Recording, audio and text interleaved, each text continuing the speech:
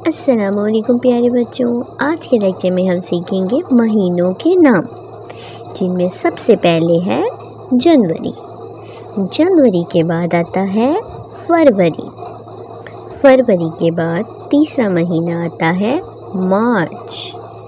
मार्च के बाद आता है अप्रैल। अप्रैल के बाद आता है मई।